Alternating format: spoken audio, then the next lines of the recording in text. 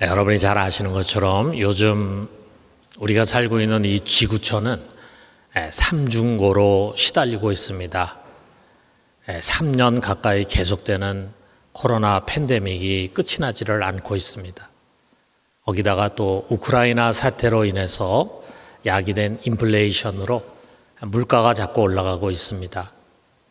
거기다가 또 우리 환경 파괴로 인해서 시작된 기후 재앙으로 말미암아 지구촌 여기저기가 폭염과 폭우 또 가뭄으로 인해서 고통받고 있습니다. 이 지구촌에 살고 있는 대부분의 나라들 또 대부분 사람들이 이 세 가지 재앙으로 인해서 지금 참 고통을 겪고 있습니다. 우리가 참 힘든 시대 속에 살아가고 있는 것 같습니다. 우리 부모님에게 얘기한다면 부모님도 내 때가 지금보다 더 힘들었어 이렇게 얘기할지 모르겠지만 우리가 지금까지 살아오면서 참 겪어보지 못한 그런 큰 어려움을 우리뿐만이 아니라 이 지구촌 전체가 겪고 있는 것 같습니다.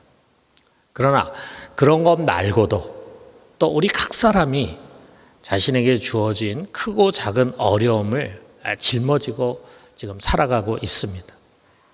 마치 뜨거운 공기가 열돔이라는 것에 갇혀가지고 폭염을 계속 이어가는 것처럼 우리를 둘러싼 이런 여러 가지 곤고한 일들이 좀처럼 나아질 기미를 보이지 않고 있습니다. 그러다 보니까 그 속에 갇혀있는 우리들이 점차로 인내심을 잃어버리고 우리도 모르게 막 짜증을 내고 화를 내고 때로는 근심 걱정에 사로잡히게 되고 더 나아가서는 미래에 대해서 굉장히 부정적이고 절망적이고 우울한 감정에 빠져들기가 쉽습니다. 좀처럼 변하지 않는 이런 현실 속에서 우리의 생각이 좀 바뀌어질 수 없을까? 믿음 속에 좀 그런 특효약이 없을까? 절망스러운 상황에서도 소망을 갖고 그리고 부정적인 현실에서도 긍정적인 마인드를 갖고 또 힘들고 괴로운 일 앞에서도 기뻐하고 또 누군가를 원망하고 불평할 그런 상황에서도 도리어 감사하면서 참고 견디는 그런 그런 힘을 좀 얻을 수 없을까? 사랑하는 성도 여러분, 오늘 한번 우리 도전해 봅시다.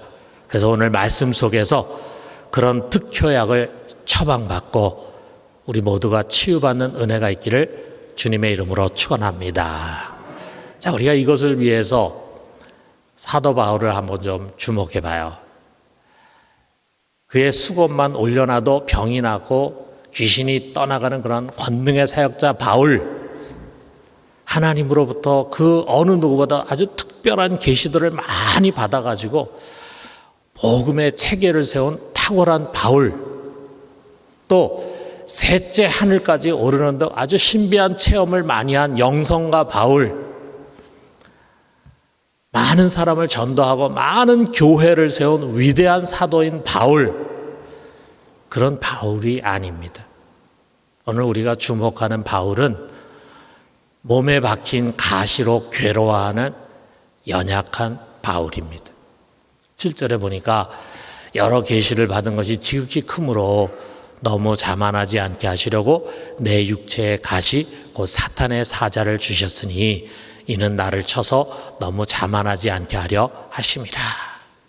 아마 이것은 나중에 그가 깨달아서 이렇게 고백하는 것인지 모르지만 어쨌든 그에게는 육체의 가시가 있었습니다. 여기에 지금 스클로푸스라고 하는 이 단어는 가시 또는 조각이라고 하는 그런 뜻뿐만이 아니라 말뚝이라고 하는 뜻이 있어요. 그래서 어떤 신학자는 이것을 말뚝으로 해석을 하려고 합니다.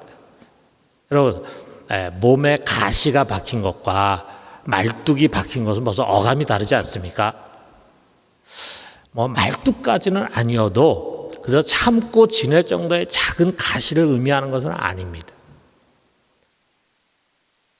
그러니까 전쟁터에서 폭탄이 터졌는데 거기서 그만 폭탄이 터지면서 날라온 쇳조각이 허벅지에 박혔다라고 한번 생각해 봐요. 심각한 부상 아닙니까? 바울에게 이 육체의 가시는 그 정도로 아주 심각한 고통을 안겨주는 그 무엇이었어요.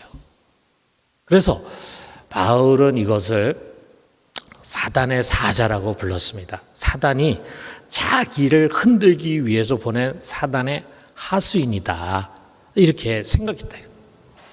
그런데 이 사단의 사자가 종종 바울을 내리쳤습니다. 여기에 나를 쳐서라고 이렇게 돼 있는데, 그렇게 번역된 콜라피조라고 하는 이 말의 의미는요, 주먹으로 가격한다, 그리고 거칠게 다루어진다, 그런 뜻이에요. 사단에게 한 방 두들겨 맞은 것입니다.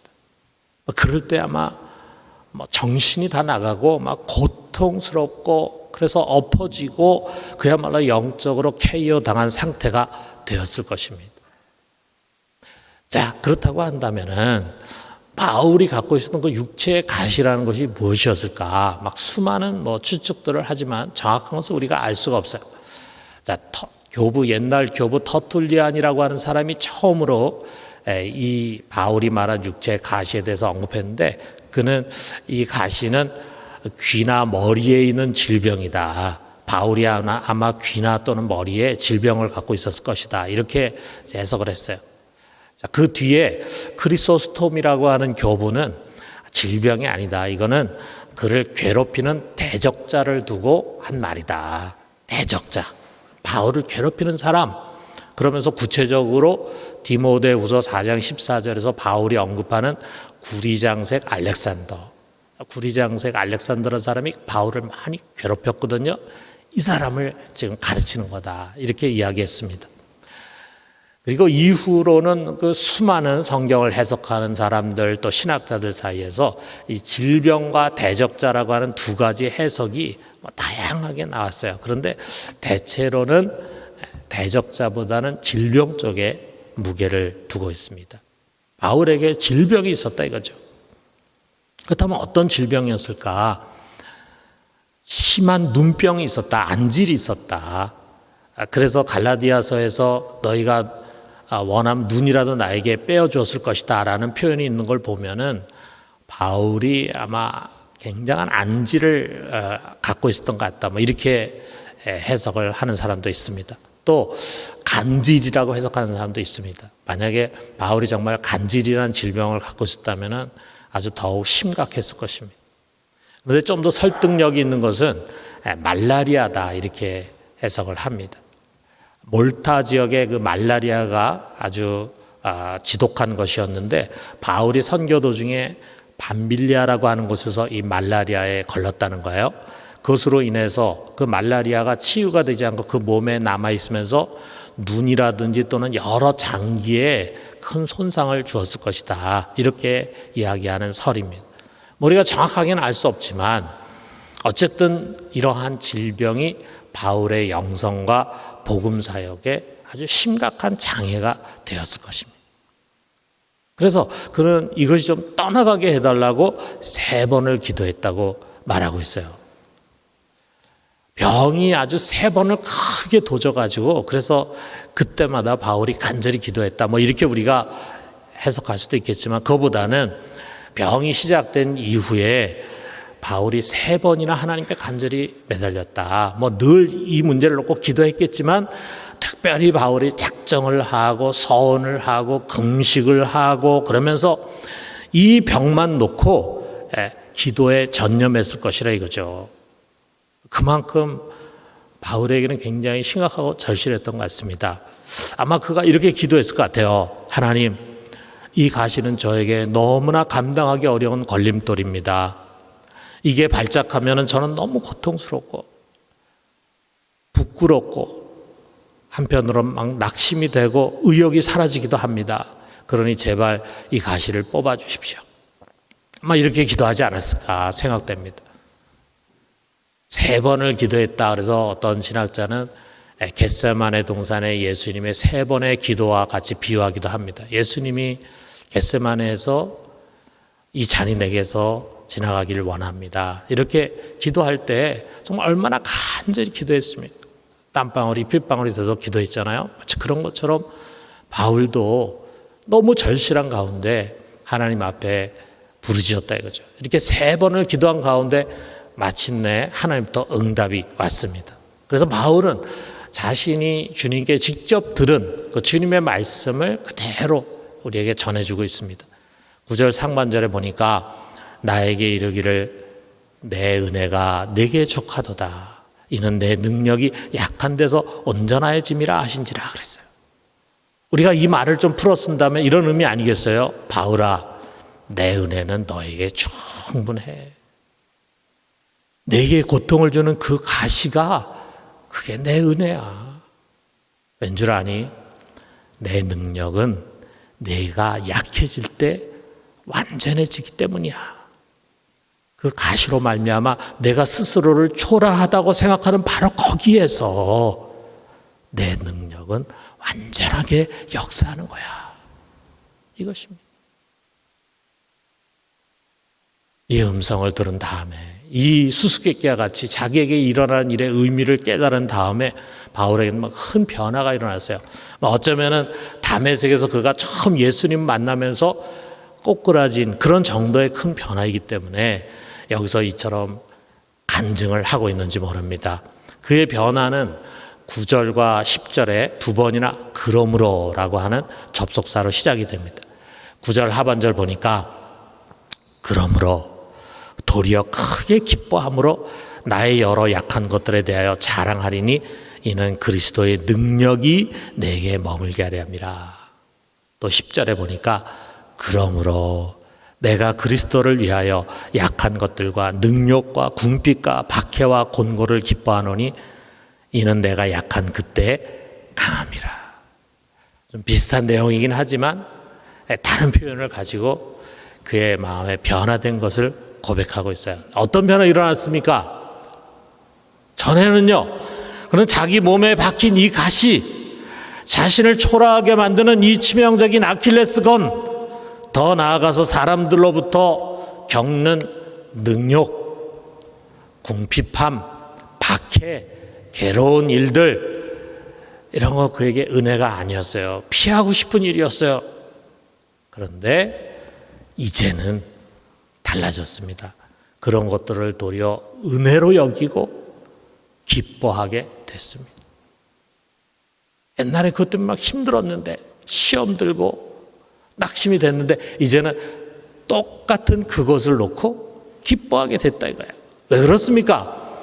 그런 것들이 다른 사람의 눈에 나를 보잘것없이 만들고 나 스스로도 나를 초라하게 여기게 할 바로 그때 도리어 그리스도의 능력이 나와 함께 하더라 이거죠. 함께 할 뿐만 아니라 내 속에서 더 강력하게 역사하시기 때문이었습니다.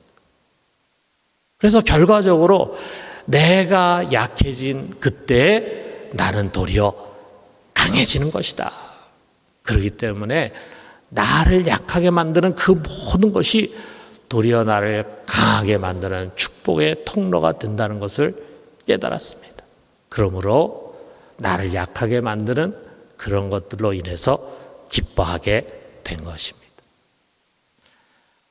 사랑하는 성도 여러분, 이것이 어떻게 바울만의 경험이겠습니까? 여러분, 이런 영적인 원리가 어떻게 바울에게만 해당되겠습니까? 주님께서 이런 말씀을 바울에게만 주시겠습니까? 아마 비슷한 말씀을 수없이 여러분과 저에게도 주셨을 것입니다. 이 시간에 우리가 지금 우리에게 일어나는 일을 해석하는 것은 참 쉽지가 않아요. 그런데 우리가 지나온 과거를 한번 관조를 해봐요.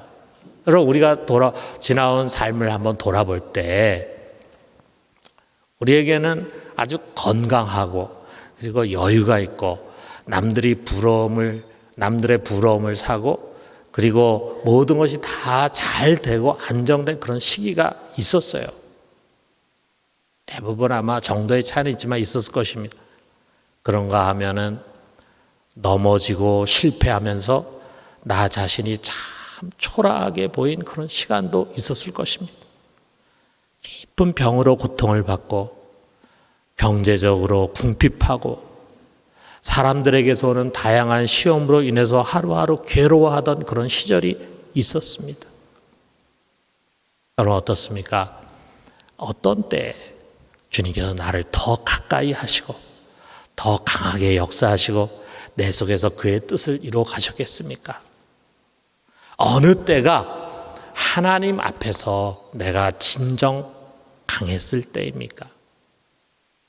여러분, 우리가 기독교 역사를 봐도요, 정말 모든 것이 다 평화롭고 자유가 있고 풍요로울 때보다도 박해받고 궁핍했을 때, 불안한 환경과 전쟁의 위기가 있을 때 이상하게도 교회는 더 강했습니다. 교인들은 더 깨어 있었고 더 간절히 기도했고 더 거룩해지려고 했습니다. 그렇기 때문에 하나님의 역사는 더 강력하게 일어났어요. 교회를 통해서 세상이 변화되고 많은 사람들이 주님 앞으로 돌아오는 역사들이 일어났습니다. 여러분, 이게 우리 신앙의 역설이에요. 우리 예수 믿는 사람, 신앙을 가진 사람들 누구나 다 항상 푸른 초장과 잔잔한 물가에 머물기를 원합니다.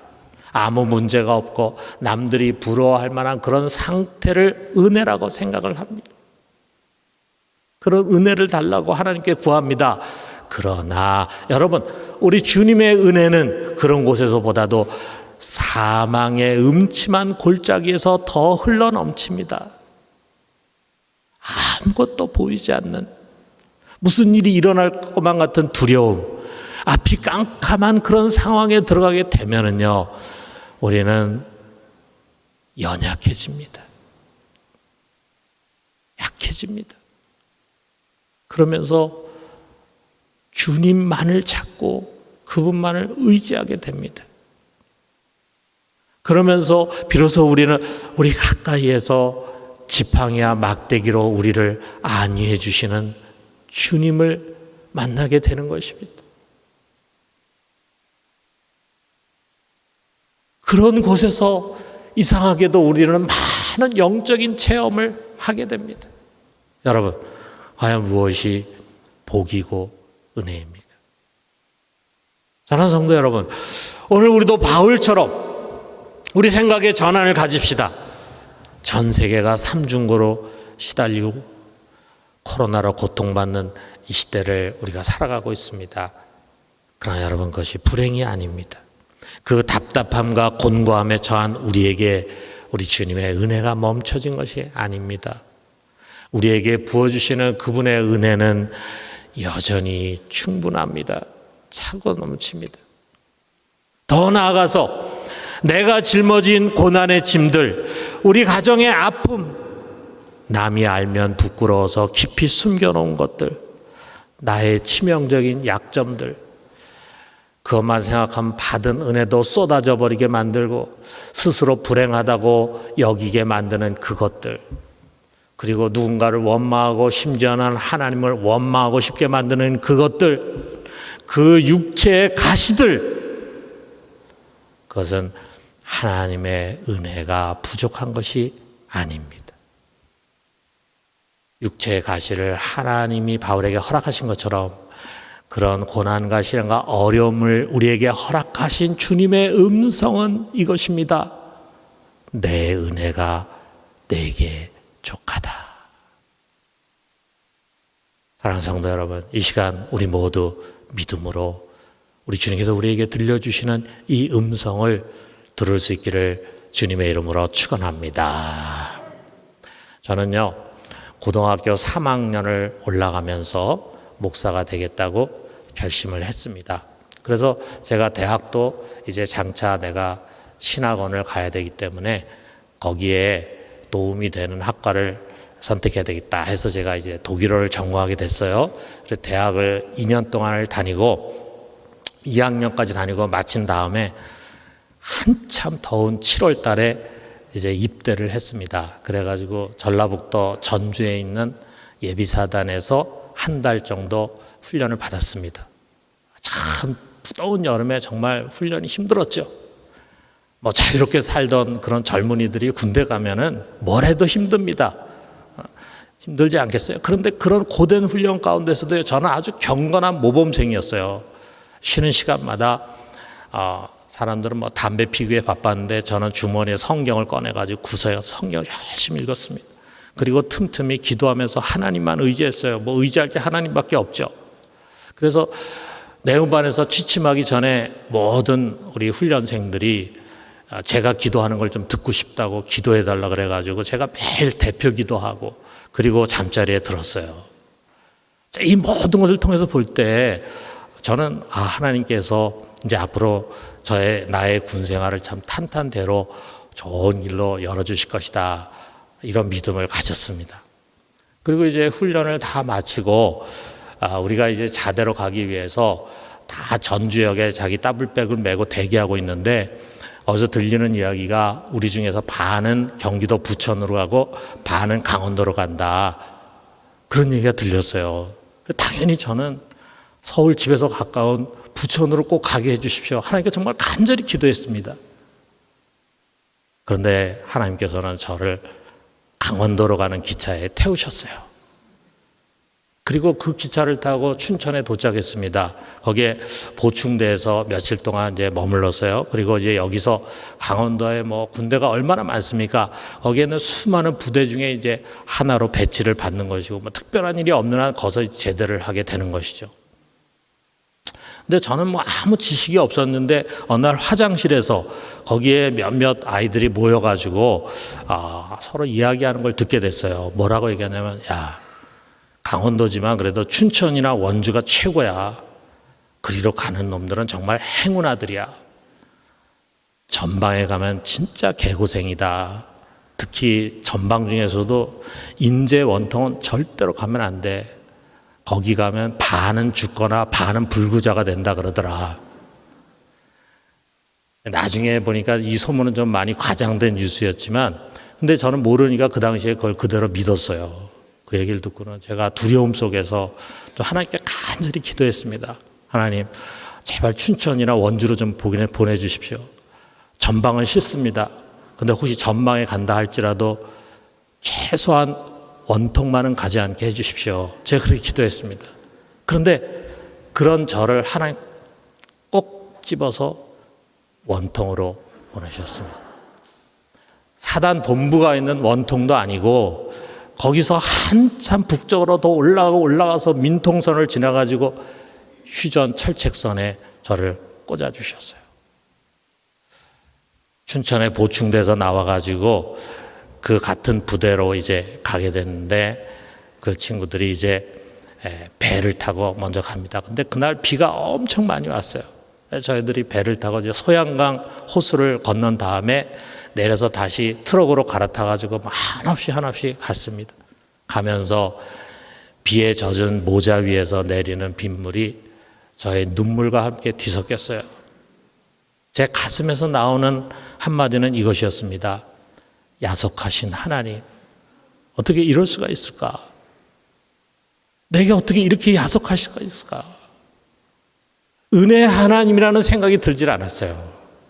마치 내가 미워가지고 내가 좋은 것은 안 주시고 내가 싫다고 하는 것만 주시는 그런 야속하신 하나님이었습니다.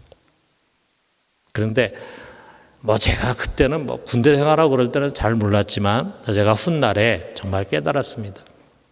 모두가 가기 싫어했던 그 척박한 곳에서 우리 주님께서는 저를 가장 많이 고쳐주셨어요. 정말 내가 돌이켜 보면은 저는 정말 세상 물정 모르고 자신을 경건하다고 착각했던 철딱선이 없는 사람이었는데, 그 나를 하나님 사람 되게 해주셨어요. 너 목사 되기 전에 먼저 사람부터 좀 돼. 그렇게 해가지고 사람 만들려고 하나님 저를 그곳에 보내셨어요. 돌아보면은 저는 그때 조금 철이 들었던 것 같습니다. 비로소 거기 가서 철이 들었던 것 같아요.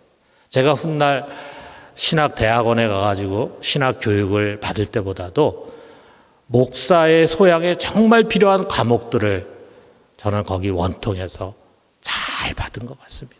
하나님께서 그렇게 저를 훈련시켜 주셨어요.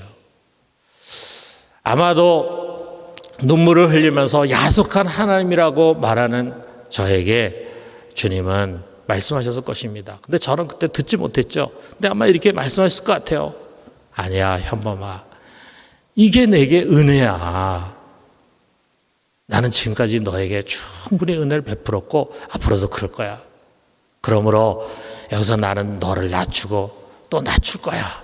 그래야 내 능력이 온전하게 역사해서 너를 제대로 된 목사가 되도록 고치고 그리고 변화시키고 성장시키는 거야. 이 하나님의 원대한 뜻을 저는 잘 몰랐습니다.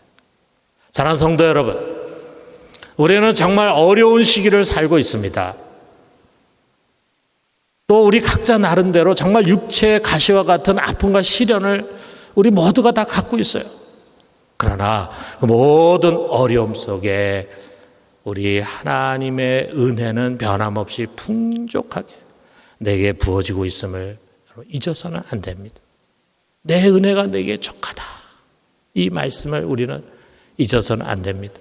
내가 가진 그 연약함이, 나의 고난과 아픔이, 나의 그 가시들이 도리어 그리스도의 능력으로 하여금 내 속에 머물게 하고 내 속에서 더 강하게 역사하게 하는 축복의 통로라고 하는 사실을 잊어서는 안 됩니다. 여러분, 내가 약해질 때 비로소 강해지는 것입니다. 주님의 능력이 내 속에서 강하게 역사할진데 여러분, 우리가 두려워할 일이 무엇이 있겠습니까? 사랑하는 성도 여러분, 오늘 주님께서 주시는 이 진리의 말씀을 붙들고 어렵고 힘든 상황 속에서 모든 것을 기뻐하며 감사할 수 있기를 주님의 이름으로 축원합니다.